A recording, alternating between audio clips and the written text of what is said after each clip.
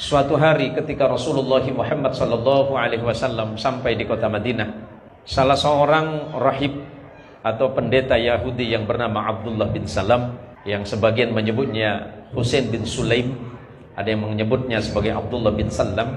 Abdullah bin Salam ini adalah seorang rahib, seorang pendeta yang Yahudi yang begitu hafal dan mengetahui tentang Taurat.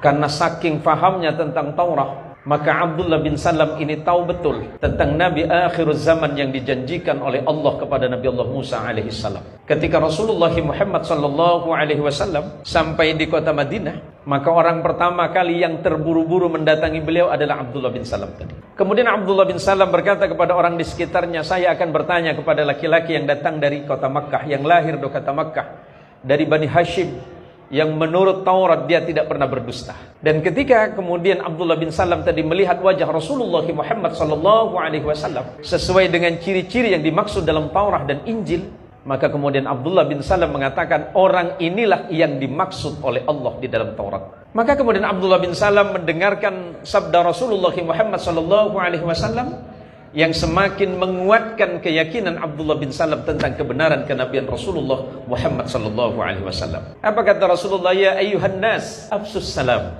Wahai manusia sekalian semuanya, tebarkanlah salam. Makna salam adalah kedamaian. Dan kedamaian menjadi seorang muslim, representasinya Islam yang diajarkan oleh Kanjeng Rasul Muhammad SAW, yang sesuai dengan akhlak beliau, yang sesuai dengan perilaku beliau, adalah akhlak Islam yang hari ini berada di sekitar kita, yang dibawa oleh ulama-ulama yang masuk ke Indonesia, yang hari ini diterjemahkan oleh Nahdlatul Ulama. Maka Islam yang penuh dengan kedamaian, yang penuh rahmat dan kasih sayang, ini sudah ditunjukkan oleh para ulama-ulama kita. Kemudian yang kedua kata Rasulullah SAW, wa at'imut ta'am, berikanlah makanan kepada orang-orang yang membutuhkan. Kemudian yang ketiga kata Rasulullah SAW, yang paling penting malam ini adalah wasilatul arham.